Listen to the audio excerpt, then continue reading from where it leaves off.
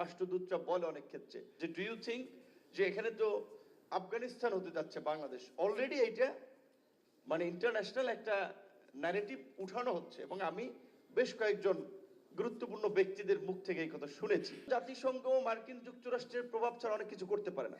জাতিসংঘ দুর্বল রাষ্ট্রগুলোর উপরে খবরদারি করে, সবল রাষ্ট্রের বিরুদ্ধে কিচ্ছু করতে পারে না।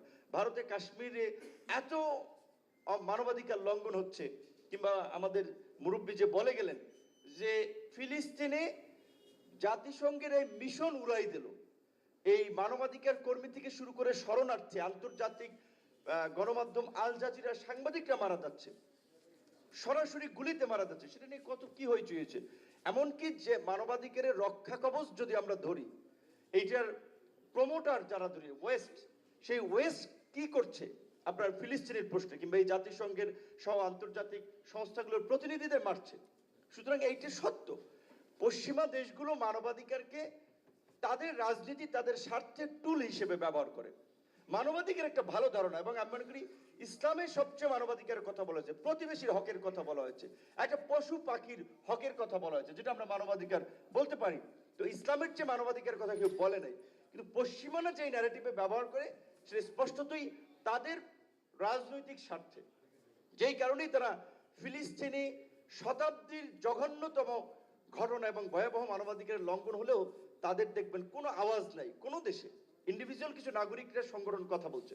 তো সেই দিক থেকে এখন পার্বত্য চট্টগ্রামে একদিকে বার্মা অ্যাক্ট, আরেকদিকে আমাদের প্রতিবেশী রাষ্ট্রের একেবারে দেশ স্বাধীনের পর থেকে ওই অঞ্চলে নানা ধরনের নাশকতা বিশৃঙ্খলা করার জন্য তাদের যে লেলিয়ে দেওয়া লোকজন, ডেইলি স্টারের মতো পত্রিকা একাধিকবার নিউজ হয়েছে যে পার্বত্য চট্টগ্রামের বিচ্ছিন্নতাবাদী সশস্ত্র গোষ্ঠীর কাছে উজি পিস্তল মানে ইসরায়েলি পিস্তল। তাহলে তারা ইসরায়েলি পিস্তল কোথায় পেল? তাদের ট্রেনিং হয় মিজোরামে, তাদের ট্রেনিং হয় সীমান্তবর্তী এলাকাগুলোতে, এবং স্পষ্টত ভারতের সহায়তা ছাড়া তাদের এই ট্রেনিং এটা সম্ভব না।